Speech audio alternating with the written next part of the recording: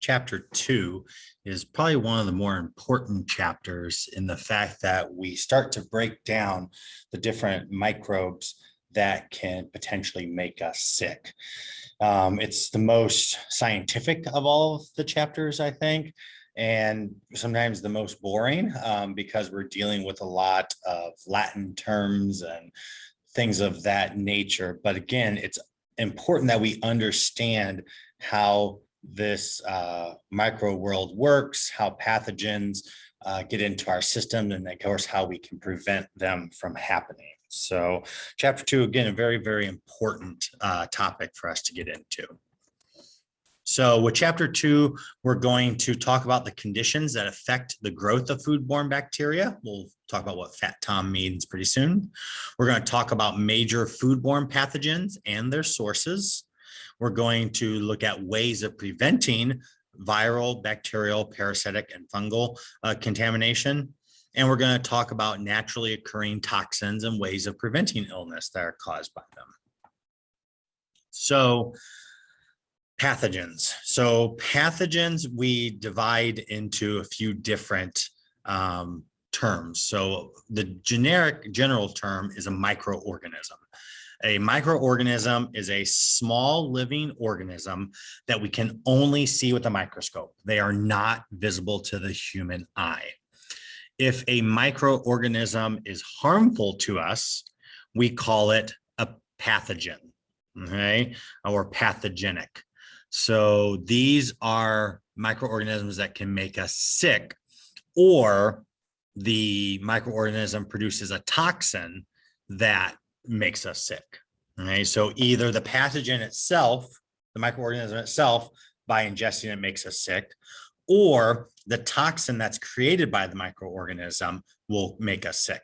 And toxin is another name for a poison that we are ingesting. So those are some different definitions for you to be aware of when it comes to what is a microorganism and pathogens. Right? Pathogenic bacteria are the ones that we're really concerned about. You also have what's called putrefactive bacteria, but those are more readily visible, not the microorganisms themselves, but what they do. So like if you ever had a cucumber that you've picked up and you push your thumb through it, it's real soft. That happened because of putrefactive bacteria. That bacteria has broken down the item and changed the structure of it. So when you see physical changes to products that and smells and visible things, those are usually the result of putrefactive bacteria. Pathogenic bacteria, things can be happening at the microscopic level, but you don't know that is happening. At least you can't tell with the human eye. It has to be seen under a microscope in order to see that these bacteria are actually growing. And those are the dangerous ones because you don't know it's happening. You don't smell it, you don't taste it, and it can make you sick. There are 4 types of pathogens that can contaminate food and cause foodborne illness. And those are bacteria, viruses, parasites, and fungi. Okay? So those are the 4 types of pathogens that can contaminate food. Again, might be on a test, so probably helpful to know. How does contamination happen? Like I told you in chapter 1, it's usually operator error. It's food handlers more often than not that contaminate food. And they do it in a few different ways. You don't wash your hands after using the restroom. That's a way that you can contaminate food. You're in contact with a person who's sick. By being in contact with that person who's sick, you're transmitting that pathogen from that sick person to the food, even though you might not be sick yourself. You sneeze, or even worse, vomit onto food or food contact surfaces, or you touch dirty food contact surfaces and or equipment and then touch food. So if you notice, you see cross-contamination, you see poor personal hygiene practices, you see some different things coming on here that can contribute to pathogens transferring to food to make somebody sick or contaminating the food. And it's usually it's the simple things, the things that we've sometimes overlooked because it's so simple we don't think about it as, oh, I need to take care of this.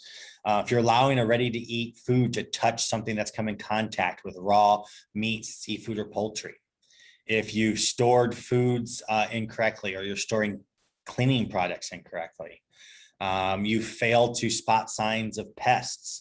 Pests bring in biological contaminants through their feces and things along those lines.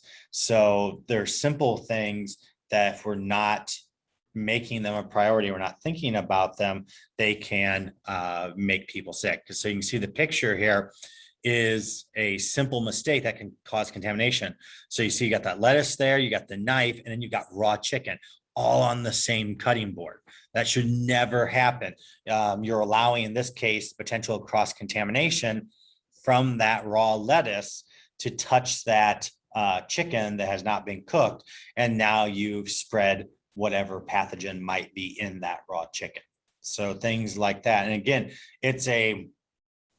I think in retrospect, it's a blatantly obvious issue that you'd see that and go, no, it's not. Yeah, I would never do that. But again, sometimes when you get busy, you're not thinking of things, and sanitation is not necessarily the first thing on your mind, for everything. Sometimes those little things can add up if you're not careful. So symptoms of foodborne illness. So some common symptoms are diarrhea, vomiting, fever, nausea, abdominal cramps, even jaundice, the yellowing of the skin and eyes, which is why you see the guy's picture there in the book and here on the PowerPoint, as far as the eyes look a little yellow as opposed to whites for the whites of their eyes. So those are some of the common symptoms of foodborne illness. Onset time, how long it takes to develop the symptoms, it really depends on the type of foodborne illness. It can range in some cases for 30 minutes up to 6 weeks, although usually a good rule of thumb is about 24 hours. If you have foodborne illness, 9 times out of 10, I'm not asking what I just ate an hour ago. I mean, you might have a reaction to something that you ate an hour ago, but it might not necessarily be pathogenic based. Usually if I'm getting a food, if I think I have a foodborne illness, I'm thinking of what did I have yesterday? What did I have 24 hours or so ago? That's usually the kind of rule of thumb when it comes to any type of foodborne illness. And I know a lot of times people automatically make an assumption that if they get sick, they automatically assume it's foodborne illness from the last place they ate, which is not necessarily the case. I mean, it can be, but statistically, the higher probability is usually 24 hours, 24 to 48 hours in most cases. So when we think about pathogens, the Food and Drug Administration, the FDA, has what they call the Big Six. Sounds like a college conference, right? Like the Big Ten, the Big Six. I don't know if I don't want to be a part of this conference though. The Big Six are the highly infectious pathogens that can cause severe illness. And all of these, I'm driving me to rephrase that. Almost all of these have Latin names, so they're always fun to try to pronounce. Nice thing is though, in your book, there is actually phonetic spellings. Starting on page 210, you can actually see the phonetic spelling of the bacteria and all that stuff. So we have 2 types of salmonella. We have the typhi salmonella and the non-typhoidal salmonella that are part of the Big Six. You have the Shigella, that's part of the Big Six. E. coli, hepatitis A, and norovirus are the Big Six. Those really. So it's interesting when it comes to the testing. It used to be that it was big of knowing which ones were which and knowing all the different viruses and stuff. Right now, the FDA and what I have seen, they really concentrate on the Big Six, because if somebody's going to get sick, chances are it's one of these 6 pathogens. So while I'm not saying don't worry about the other pathogens, you do definitely want to pay attention to these 6 and be familiar with what food they're linked to and different things as far as symptoms, things along those lines. Okay. Often they're usually found in very high numbers in an infected person's feces. They are easily transferred to food, and then they can make somebody very sick just from a very, very small dose. Okay. So again, it's amazing. You look at that first one, wash your hands correctly. How much of this, the big 6, can be prevented just by washing your hands correctly? Okay. Again, it seems like common sense, but we know that common sense is not always so common. Okay, so let's talk bacteria. Bacteria is the most common when it comes to foodborne illness. It's what most of us think of when we think of pathogens. Shared characteristics of bacteria. They're found almost everywhere. They cannot be seen, smelled, or tasted. If the conditions are right, they'll grow pretty darn fast. And they can produce toxins as they grow and die, which becomes even more problematic. To prevent foodborne illness, we need to control time and temperature. Okay, we're going to talk about this in a second, but time and temperature are the 2 most important things because we have the most control over both of those. What bacteria needs to grow? So what bacteria needs to grow are 6 items: food, acidity, temperature, time, oxygen, and moisture. I know we always love acronyms and stuff to help remember. So the way to remember the 6 conditions for bacterial growth is FAT-TOM. FAT-TOM: food, acidity, temperature, time, oxygen, and moisture. Okay. So the F in FAT-TOM is food. So bacteria needs the nutrients from the food in order to actually grow and survive. And those TCS foods that we talked about last chapter, those foods have the ability to support the growth of the bacteria better than any other type. That's why they're time and temperature controlled for safety, because they have an environment that allows bacteria to grow pretty fast. So those TCS foods and those ready-to-eat foods can have the conditions ready for bacteria to grow. So the food makes the difference. Now, again, we talked about rice. Remember, if it's uncooked rice is not an item because it's not considered a TCS food or ready-to-eat food. So there's something that's missing from that prevents the bacteria from wanting to grow regularly, which is why we can keep it at room temperature. Acidity. So bacteria grow best in foods that are neutral or more towards the alkaline scale. So what we are looking for is how acidic something is. So a pH of 7.5 to 4.6 is ideal as far as acidity and stuff is concerned. So things that have an ideal pH for bacteria growth: bread, raw chicken, cantaloupe, milk, cooked corn are a few examples. So what we want to do is we want to get the pH down below 4.6, because if it's too acidic, bacteria are like, not happening. That's why our parents and grandparents, when they were preserving foods, they would add acidity. That's why, pickles last forever. Not only, well, depends on your house, right? If you like pickles, they won't last a long time, but from a storage standpoint, they last a long time because the pickling liquid is too acidic to allow bacteria to grow on the cucumbers. So that's one thing we can look at as far as preventing. But if we change the acidity, we change the structure and the flavor of the food. So a pickle definitely tastes different than a raw cucumber. So, that's something we need to take into consideration. We can adjust and make it more acidic, but we have to understand that's not going to be the same taste, flavor, or anything like that. Temperature. So temperature, we look at where bacteria grows best. The bacteria grow the best between 41 and 135 degrees. That range is known, I alluded to it on chapter 1, is known as the temperature danger zone. Within that temperature danger zone, between 70 and 125 is like the prime condition as far as temperature wise for bacteria growth. And so we want to make sure we hold our product lower than 41 or above 135. If we keep them outside that zone, we limit or stop bacteria growth, which is, remember I said earlier, why temperature is one of the things that we can control to help prevent the bacteria from growing. Time is another thing. Bacteria just doesn't automatically start on a product and start immediately growing. It needs time to grow.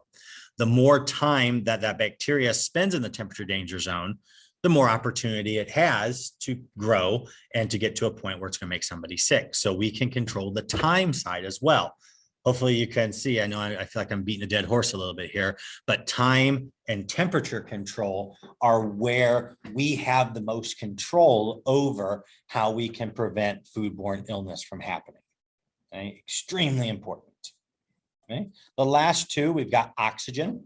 Interesting thing about oxygen is some bacteria need oxygen to grow, but then our other bacteria that grow when oxygen is not there. So if it needs oxygen, it's considered an aerobic bacteria, like, you're doing your aerobics, when you're working out. If it does not need oxygen, it's called anaerobic. So there are bacteria that are aerobic bacteria that need oxygen in order to multiply, but then there are others that are anaerobic, which means they cannot grow unless they're without oxygen. And there's ways that can happen that we don't think about. Okay, so keep that in the back of your head. We'll talk more a little bit about that later. Last but not least in Fat Tom is moisture. So bacteria grow well in foods that have high levels of moisture, or what they call water activity. So the amount of water activity is the amount of moisture that's available in food for bacterial growth. So water itself has an activity of 1.0. A water activity level is from 0, which means no water activity, no water available for bacterial growth, all the way up to 1.0, somewhere in that area. So the more moisture it has, then the more chance it has of giving bacteria that chance to grow. That's why dehydrated products can be at room temperature. You can take meat, beef jerky, beef and other meats in and of themselves are TCS foods, but as soon as you dehydrate it, you've removed the moisture, which lowers the water activity to make it an inhospitable environment for bacteria to grow. So now you can store that room temperature. But again, eating a steak and eating a piece of beef jerky are two different experiences. So you change the structure of the product by changing the moisture content. Okay.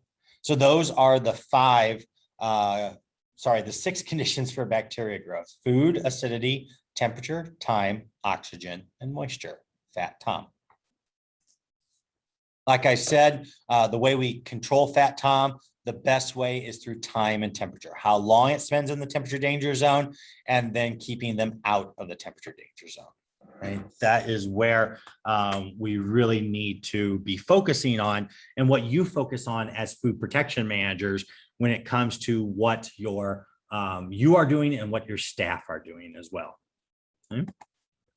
So, I talked a little bit about time, the fact that bacteria doesn't automatically start growing. And what we look at are what they call stages of bacterial growth. So we have the lag phase, the log phase, stationary phase, and then the death phase when it comes to bacterial growth. What we are most concerned with, or what we're really looking for, is the lag phase, especially because that is where we have time to prevent product from spoiling on us. Okay? So the good rule of thumb with lag phase is that the good rule of thumb is about 2 hours at the max. Okay? After 2 hours, you get into that log phase. So lag phase, it's getting introduced, it's adjusting. It's like it's moved into its new home and it's just getting settled in, right? Not a whole lot happens. Once it passes that lag phase, then you get into log phase. Log phase is where the bacteria start reproducing by splitting themselves in half. And under the best conditions, they can double as often as every 20 minutes. So food can quickly become unsafe during this time. They eventually reach what they call the stationary phase. And that's where it grows until the conditions start to become unfavorable to allow more growth.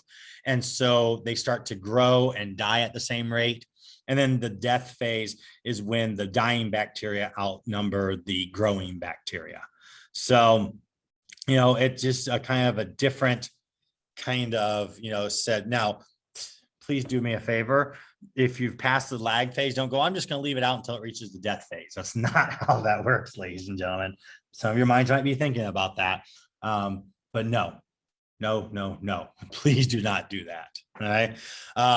But we got to look at that lag phase being the most prevalent. How long does it take? I said that 2 hours. A lot of it depends on temperature. So these are some different growth curves that show you what happens. In this case, it's with Salmonella. As you can see, if Salmonella cells are at 95, if the temperature is about 95, you can see it has a real quick lag phase and up into that stationary phase within about a day. You drop it down to 50 degrees, you see that lag phase really kind of goes for a couple of days before it starts working its way up. Now that's 50 degrees of the product. Okay. So if you have it out in your kitchen might be 70 degrees. Eventually the outside of that meat's going to reach that 70 degree mark and it's going to be multiplying faster. Okay. But you can see at 50 degrees, it takes a lot longer. At 44 degrees, it takes almost 3 days really as far as lag phase. And then you see at 42, there's hardly any growth whatsoever. Not meaning that won't, but you want to make sure you get those down there. So, even at colder temperatures, you can see it does not grow, but something you have to remember, at colder temperatures, it does not grow, but it does not die either. It's still there. It's like it's hibernating. Okay. So food is safe at refrigerator temperatures, but it's because we've put the bacteria into hibernation, not because we've killed it or anything. So once you get back up above and you go through that temperature danger zone, you still have the probability of the bacteria starting to grow. So be conscientious about that. Bacteria also have this ability, some bacteria have this ability to change into a spore. So what a spore is, it's a bacteria that's changed its form into a spore in order to prevent it from dying because it's lacking nutrients. Typically, spores are found in dirt, so it can contaminate the food where it's grown. So potatoes, vegetables, and stuff like that can be found. Another thing about spores is a lot of times spores can survive cooking temperatures, where most bacteria will die at cooking temperatures. If a spore has been created, the spore is a high temp in that it will not necessarily die at the high temperatures. So we do need to be conscientious about that as well. And spores can then change back into the form that it was originally and then continue to grow. So we need to remember, again, holding hot foods hot, cold foods cold are very, very important because that's going to prevent spores from doing anything. Even if there's a few spores that might be in the food, if you don't give it the chance to grow, then it helps to make it a moot point. That's not going to hurt somebody. So there are more than a few major foodborne bacteria that you can see here. And we're going to go through the different types and we're going to talk about their characteristics and what they're usually associated with food-wise, what symptoms they come through with these different items as well. Okay. So controlling time and temperature will keep these bacteria from causing foodborne illness. All right, so you can see the Bacillus cereus, the Listeria, the E. coli, the Campylobacter, the Clostridium perfringens, and Clostridium botulinum. Those are ones that time and temperature is going to help prevent those from making somebody sick. So the Bacillus cereus is also known as the diarrhea illness, and it produces an illness called Bacillus cereus gastroenteritis. It's usually linked to cooked vegetables, meat products, and milk. So those are ones that if you've cooked the vegetables and you don't hold them correctly at the right temperature and they're in that temperature danger zone for too long, it can produce Bacillus cereus. Meat products, again, if you're not holding them at the cold temperatures right and then not heating them well enough. And of course, milk products, if you hold them outside the temperature area. So most common symptoms are usually watery diarrhea. Usually vomiting doesn't fall into there. Occasionally you can see vomiting as part of this illness, but it's more rare than anything else.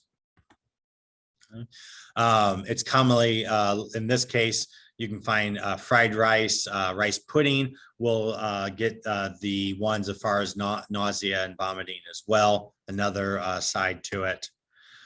Best preventative measure, time and temperature control.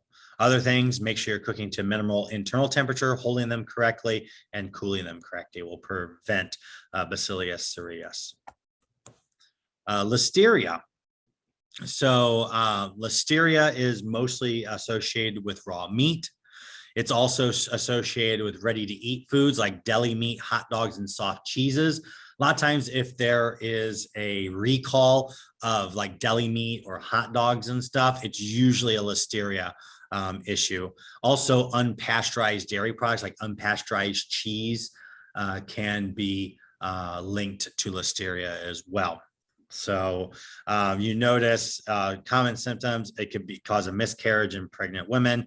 It can cause, for newborns, it can cause sepsis, pneumonia, meningitis, are some different things that can happen because of Listeria. Just like the Bacillus cereus, best way we can prevent is time and temperature. Right, making sure we're keeping out of the temperature danger zone. Anything that's past its use by our expiration date, when in doubt, throw it out. Making sure you're cooking raw meat to the minimum internal temperatures, preventing cross-contamination between raw meat and ready-to-eat foods, and avoid using unpasteurized dairy products. Or if you are using them, be very strict in your time and temperature control. Shigella toxin producing E. coli. So we hear about E. coli a lot because it's something that's usually makes the news front. Usually it's because of ground raw beef or produce that was contaminated with E. coli when it was growing in the fields, things like that. Obviously, you see those are the two most commonly linked foods is ground beef, raw or undercooked, and then contaminated produce, where they're actually watering the produce with water that contains E. coli. And typically it's from feces that has gotten into the water, and the E. coli is then in the water itself. Okay. Most common symptoms, diarrhea, abdominal cramps, and even kidney failure in severe cases. It's why, again, it's one that's really, really important that people are paying attention to when you see those recalls, making sure you're taking it very, very seriously. Time and temperature control, again, is your big preventative measure. Making sure you're cooking foods, especially ground beef, to minimum internal temperatures, purchasing from approved reputable suppliers, preventing cross-contamination.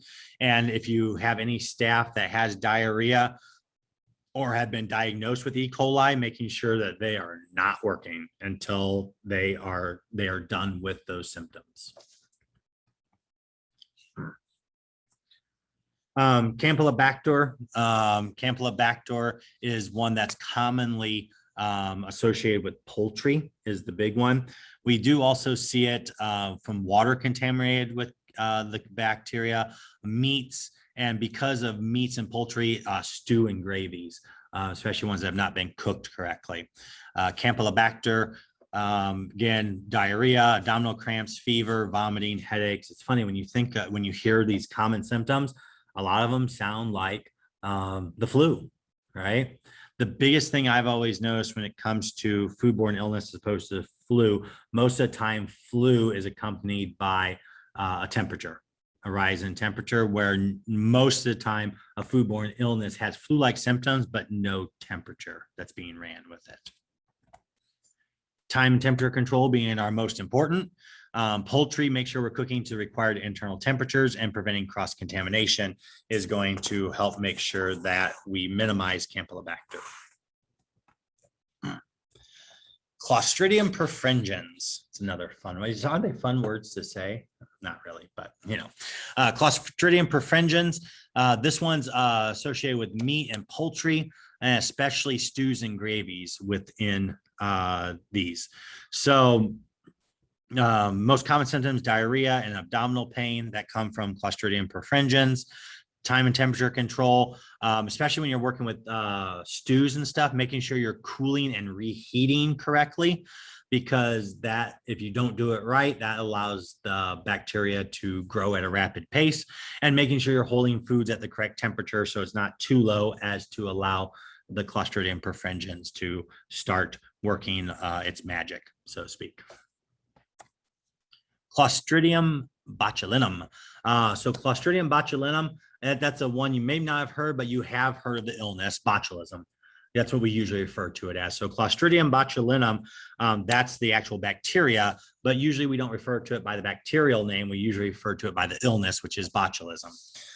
For botulism, it's incorrectly canned foods, reduced oxygen packaged products, temperature abused vegetables like baked potatoes, and untreated garlic and oil mixtures. So most common symptoms initially are nausea and vomiting. Down the road, it can be weakness, double vision, difficulty speaking and swallowing. This is a bad one. We want to make sure that, you know, botulism is a bad one. You see incorrectly canned vegetables, foods. So like incorrectly canned green beans are a big one as far as botulism is concerned. It can actually kill people fairly easily. And botulism is interesting because it's one of those I talked about earlier. It's an anaerobic bacteria. It grows where there's no oxygen. And so probably the biggest one, like the untreated garlic and oil mixture. Okay. So the garlic has the botulism on it. The garlic goes into the oil. Since the garlic is surrounded by oil, it's an anaerobic environment. Oxygen is not going to get to that garlic because the garlic is totally surrounded by oil. And so if there was botulism on the garlic, and it's the garlic oil is being held at room temperature, guess what? You've just created an ideal breeding ground for botulism. Okay.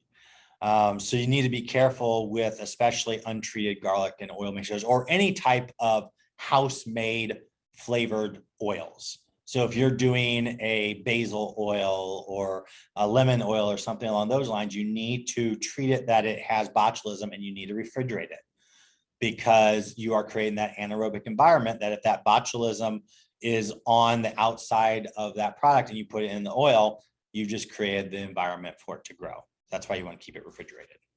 Okay. So time, temperature control, hold, cool, and reheat food correctly. And then also for canned goods, making sure you're inspecting them for damage, making sure that the lid is not bulging or that there is no leakage or anything like that. Those are a couple of signs of potential botulism growing, because it's created a extra air or extra space, and it had to have enough pressure that bulges that lid, or it splits where the seal and stuff is at. Okay, so major foodborne bacteria, cross-contamination are the big ones for non-typhoidal Salmonella and Salmonella typhi. So the one where normally when we think Salmonella, it's usually non-typhoidal Salmonella that we associate with it. And as you can see from the picture there, poultry and eggs is the big one for non-typhoidal Salmonella. And dairy products, produce like tomatoes, peppers, and cantaloupes all can have potential salmonella as well. So most common symptoms: diarrhea, abdominal cramps, vomiting, fever. Most of us have probably heard as far as salmonella and poultry. The non-typhoidal salmonella is the one that is typically associated with that. The best way is to prevent cross-contamination. If we're working with raw poultry, make sure that we are cleaning and sanitizing the cutting board, the knife, anything that came in contact with that poultry before we do anything else with it. Or what I recommend is do the poultry last. So cut your veggies, cut your your bread, whatever you need to cut, and then do the chicken last instead of first, because then that's an additional way to help prevent cross-contamination. Because theoretically, once you have the chicken, then you'll probably take that cutting board and stuff and wash it either in the dish machine or in the 3-compartment sink. Okay. Other things that we can do to prevent is making sure we're cooking poultry and eggs to a minimum internal temperature, which we'll talk about in a different chapter. Prevent cross-contamination, like I talked about just a second ago, and make sure you're excluding any food handlers who are vomiting or have diarrhea and have been diagnosed caused by that salmonella from the operation. All right. Again, it's one of those, if they're vomiting or have diarrhea, they should be staying home anyway, because there's a few different possibilities there, and this is just one. Now, Salmonella typhi, or the illness is typhoid fever, those are actually coming from people. Okay, this bacteria only lives in humans, and people with typhoid fever actually carry the Salmonella typhi in their bloodstream and then their intestinal tract. So it's one of those that it's coming because of cross-contamination or poor hygiene practices. So the most commonly linked foods for that is ready-to-eat foods and beverages, because a lot of them, again, are another ready-to-eat item. The most common symptoms, in this case, high fever, weakness, abdominal pain, headache, loss of appetite, and rashes are all symptoms of that typhoid fever, which is coming from that Salmonella typhi. Prevent cross-contamination, exclude food handlers diagnosed with the illness, wash your hands, and cook food to that minimum internal temperatures. Some other major foodborne bacteria by practicing good personal hygiene can prevent these, and that's Shigella and Staphylococcus aureus. Again, some fun words to say. Shigella is the bacteria. Shigellosis is the illness. Most common for Shigella is salads containing TCS foods: potato salad, tuna salad, shrimp or seafood salad, macaroni salad, chicken salad, all those different meat or protein salads. And of course, anything that has any food that comes in contact with contaminated water, like produce. So you can get Shigella because Shigella was in the water that was watering the romaine lettuce. So that's another one as well. Some common symptoms here: bloody diarrhea and abdominal pain and cramps, and occasionally fever. Best way to prevent: practice personal hygiene. Make sure you're excluding those that have diarrhea or been diagnosed with Shigella. Wash your hands. Notice the trend. And then also control flies inside and outside the operation, because flies like to land on feces and other places that they can pick up the bacteria on their feet and such. And then when they come and land on the food, guess what? They've transferred that bacteria to your food. Staphylococcus aureus, a lot of times you'll just see it referred to as staph, but the actual bacteria is Staphylococcus aureus. And those are linked to things that are food that require handling during prepping. So again, bad personal hygiene. Those salads containing the TCS foods and deli meats are most common. So staph, poisoning, nausea, vomiting, and retching, abdominal cramps are all common symptoms. Again, personal hygiene, washing your hands, covering wounds on your hands and arms, and making sure you're holding, cooling, and reheating food correctly are all ways to prevent those. Okay. major foodborne bacteria that are taken care of by purchasing from approved reputable suppliers. Vibrio, and there's let's say it's Vulnificus and Parahemocolitis. It's if you know Vibrio is the big one. And it's for both of those that come into play. But both these Vibrios are usually associated with oysters from contaminated waters, is where they're mostly associated with. And again, you can see the diarrhea, the cramps, nausea, vomiting, low-grade fevers, and chills are possibilities with that. Best way to prevent is making sure you're getting from approved reputable suppliers and cooking oysters to a minimum internal temperature. Okay. So that's a lot about viruses. You can see what's interesting is there's a lot of overlap between symptoms. So a lot of it's going to look at what you ate, where it came from, and more specifically, what's going on. They'll also a lot of times take a fecal sample from you too, that can help determine, because it will probably have bacteria in the fecal sample as well, to determine which bacteria infection you might have going on. Okay. Viruses are carried by human beings and animals.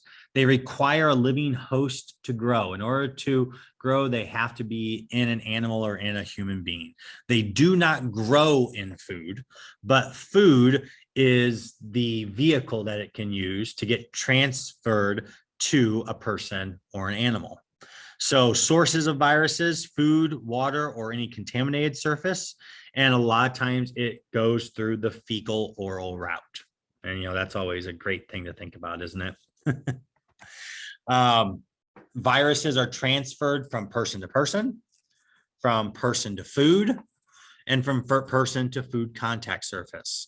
Note that people carry viruses in their feces, and they can transfer them to their hands after using the restroom.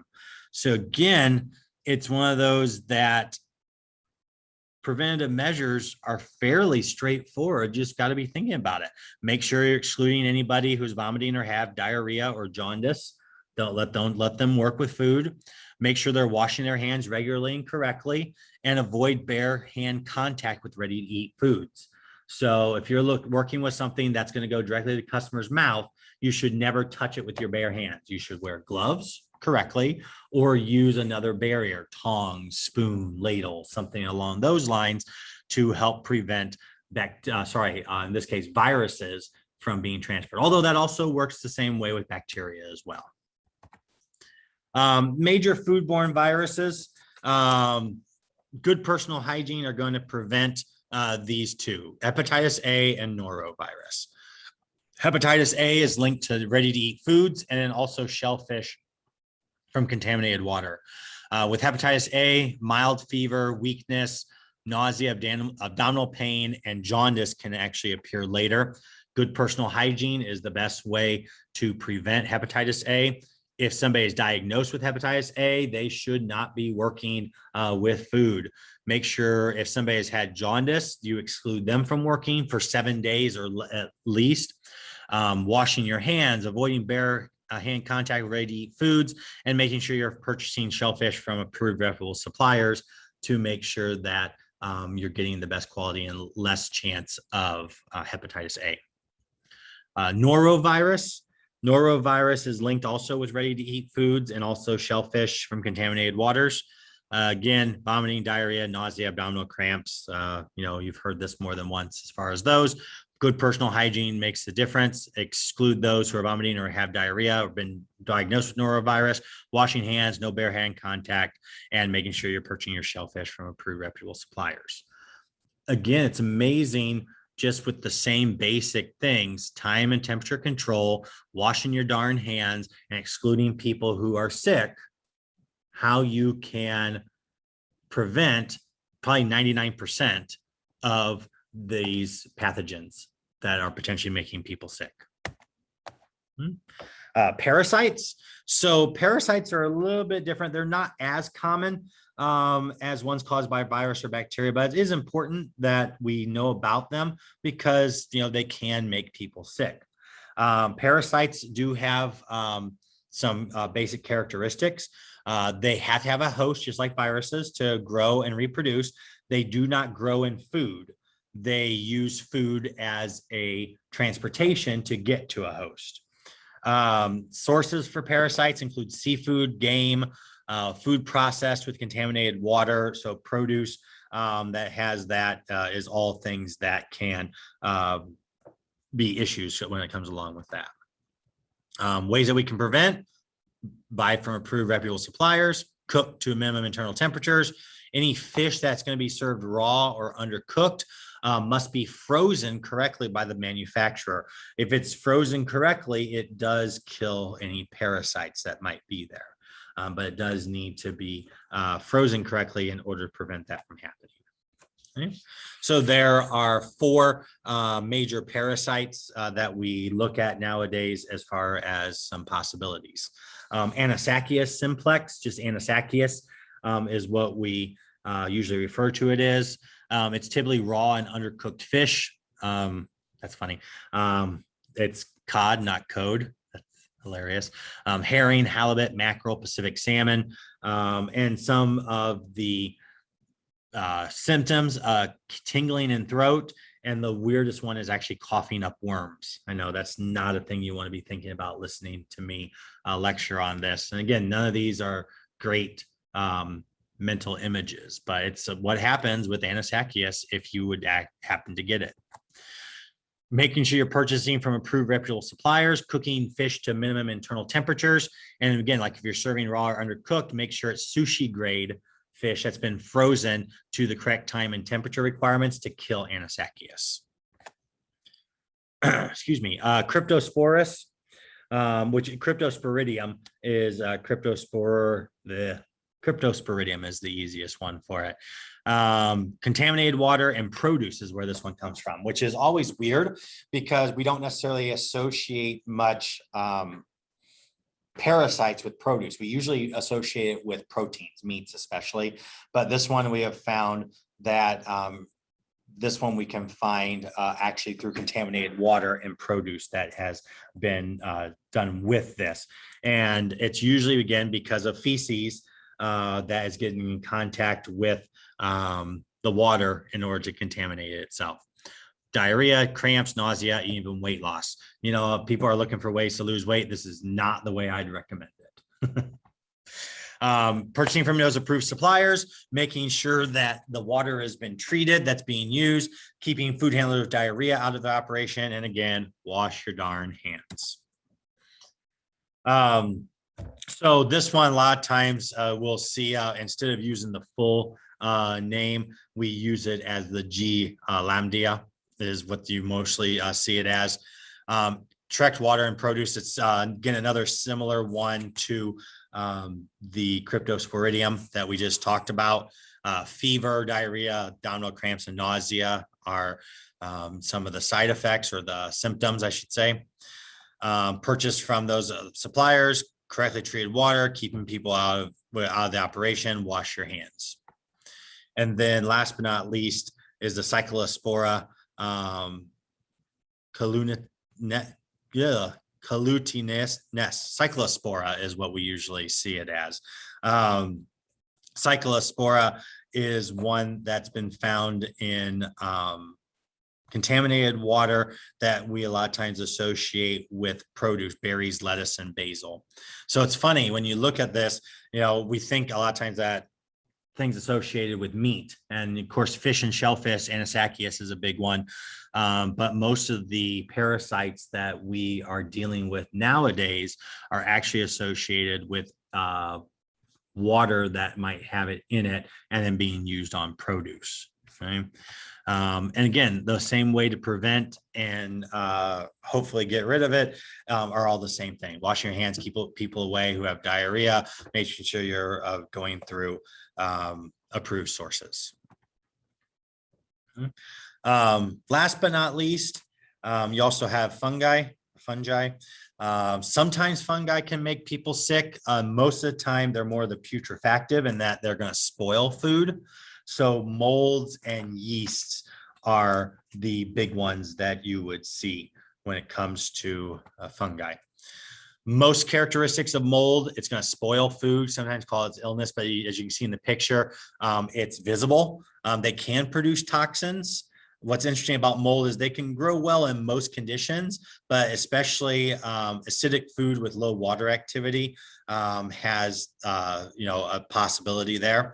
They're only slowed, not destroyed by cooler or freezer temperatures. So if anything is moldy, you want to throw it out unless it's a natural part of the food. Now, there are some things like cheese. If you have large blocks of cheese, you can actually cut away the mold area, making sure you're sanitizing between each cut. You usually cut like a ½ inch in from where the mold is at, sanitize your knife, do your next cut, sanitize your knife in between each cut, because it's one that's growing, it's working its way in. So if you get rid of it, it's not a problem. And remember, there are actually good molds as well. So if a mold is supposed to be there, that's not one to get rid of.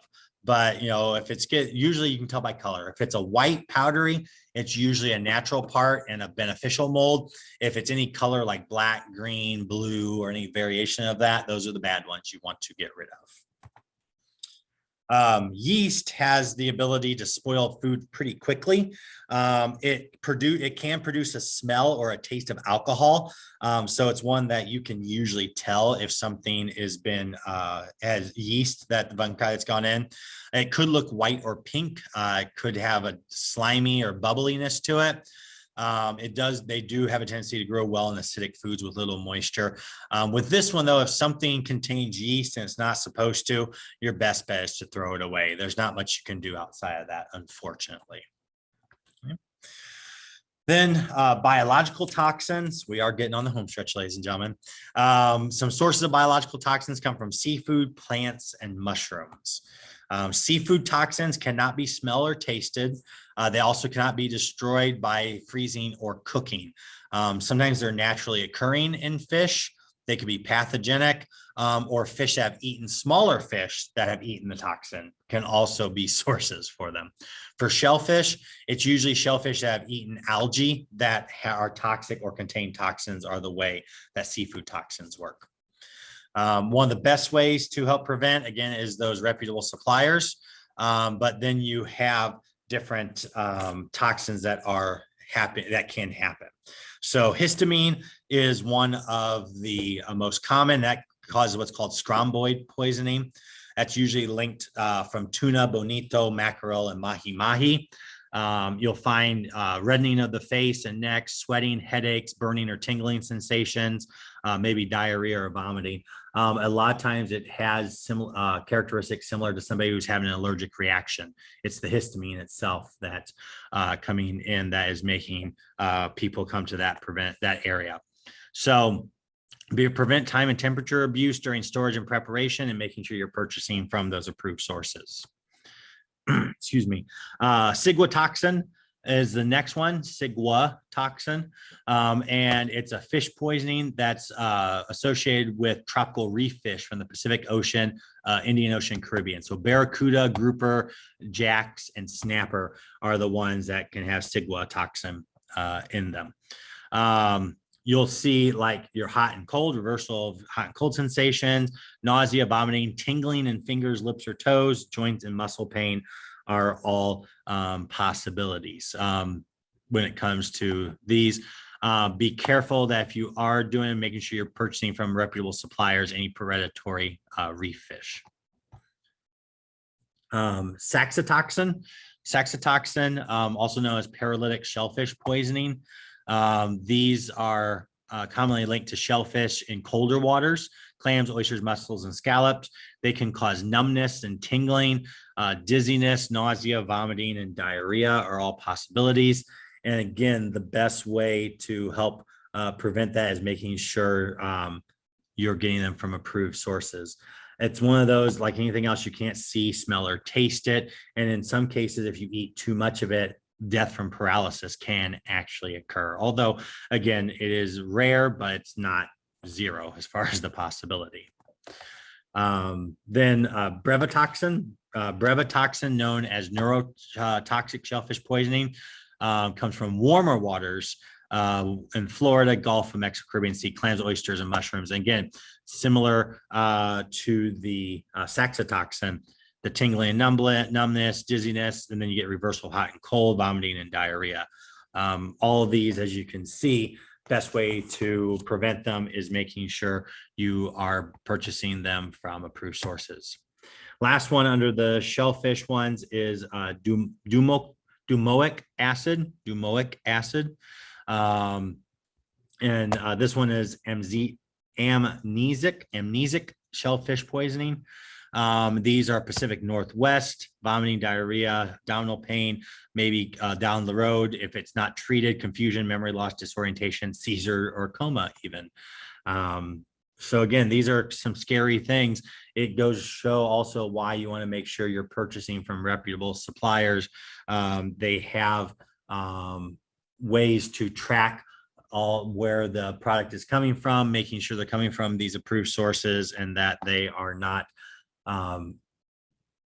putting your customers' lives at risk intentionally because they're trying to make a quick buck. Okay.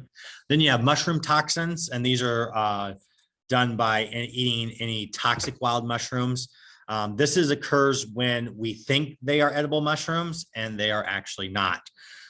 Best way to prevent this, again, purchasing reputable suppliers. And if you are out mushroom hunting, make sure you know what you're hunting for. Okay, because the difference between an edible mushroom and one that can hurt you is not a whole lot. So please be careful with that if you're doing your own mushroom hunting.